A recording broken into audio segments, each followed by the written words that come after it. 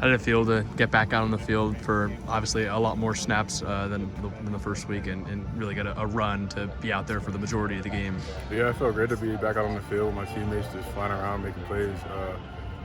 Obviously, that's where you want to be as a player, and it just felt great, yeah. Do you feel like any difference in your mentality or confidence level from this year to last year, being in the system for now another year? Yeah, obviously, just second year, it's not brand new this time, so you can take from last year and build upon it, and just having last season, I was able to approach the off season in the summer and attack some things that I know I needed to fix and work on. So that's just making those things a point of emphasis and correcting them and putting them on display.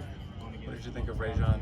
You're playing right next to him, and what was he like in the huddle and just giving him feedback on the sideline? Yeah, Ray's a great communicator. He's a hell of a ball player, man. We get a lot of practice snaps together, so I was really comfortable being in there with him. And he's just, he can play both, Mike and Will, and so he's really easy to play with, and he plays hard, so it's fun. Where have you seen Raesjon grow over these last 2 years? Really just getting comfortable. Being in the linebacker position, communicating, getting guys aligned, just being vocal, man. He stepped up huge in that respect, and just being comfortable playing the game. He's a lot more fluid, a lot more decisive in his playmaking. Coach Grinch stressed the importance of, obviously being disruptive, but then being productive, getting the quarterback on the ground. When you're blitzing, does it running through your mind at all that you need to really box him in with the rush lanes and then bring him to the ground, or you just kind of going all out? Kind of depends on the play and what my role is in that play.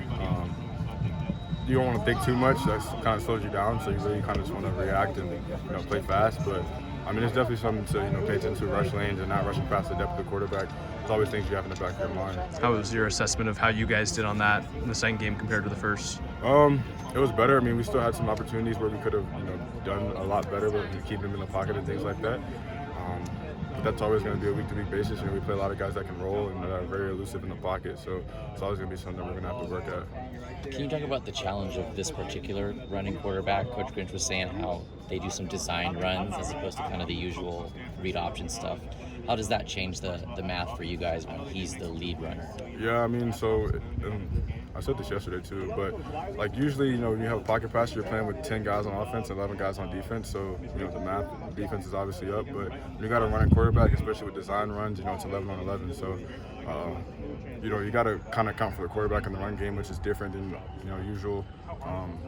And he's a hell of a runner. They just like he said, they design plays to run for him. So, just gonna have to be sound, really sound in the game and our run fits and everything like that.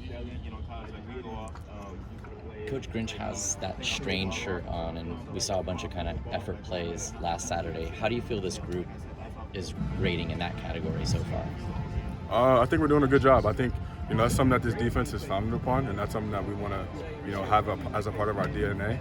And so that's something that we always strive for. It's always a focus for us, going into practice, we're talking about it. After practice, we're talking about it. It's a lot bigger than I feel like it is, some other places, because, like I said, that's what we're based upon is, straight defense. Everybody has to strain and do a little extra to get the job done. What have you seen from Tackett the first 2 weeks on the field? Of course, obviously not in the full game the other day, but what have you seen from him for the first 2 games? He's aggressive, obviously. That's why, he missed a little time last game. But, just his downhill, man, he's plays with reckless abandon. And so, you always want to see that from linebackers, and especially from young guys. He's not scared to put his nose in there. He's going to continue to improve, man. Did you or anyone else in the linebacker room talk to him about the hit after he got ejected? We told him good job. Obviously, you don't want to, hurt anybody, which he didn't. But it is football, so, he came in there with aggression. He didn't mean to be that high. I'm sure he didn't want to get kicked out the game. But, that's just something to learn from. Come in, same kind of aggression, same kind of intensity, just a little lower next time, and he'll make those corrections. What challenges does the Stanford tight end present this week? Yeah, he's elusive, man. He's a good tight end. That's just somebody else we have to account for and keep our eyes on throughout the game. They find creative ways to give them the ball and things like that. So, we faced tight ends that are, really good before. Like last year, we've seen a couple of them. So, just gotta play football. Two more. You guys got your first takeaway. How does that kind of set the trend to, continue that in further games? Yeah, similar to the strain question, that's something that we always want to focus on the hard point is getting takeaways. And for our first one to be from a big guy from Stanley, man, that's awesome. Like, that was so cool to see, and it really gave us a lot of energy. That's what it always does. Like, takeaways, they provide momentum for the team, and especially for the defense. Give you a lot of confidence going out the next drive and things like that. So, congratulations to Stanley, and it's just a start for us. You guys have, through the first couple weeks, picked up a good amount of 3 and outs. Is there talk in the defensive room about how important it is to, get a stop on that first third down as opposed to getting a stop, later in a drive that takes off more time? You always want to get off the field. Like, our mentality stepping on the field is 3 and out takeaway. So, you want to get the ball back to the offense as fast as possible. As defense guys, you don't want to be on the field, long, because that means, they're moving the ball and you're not doing your job. So you always want to be, in a 3 and out kind of situation mindset. Sorry if you already asked this question. When Tackett Curtis got his ejection for the target, did you have any type of conversation with him to kind of let him know this is how it's done?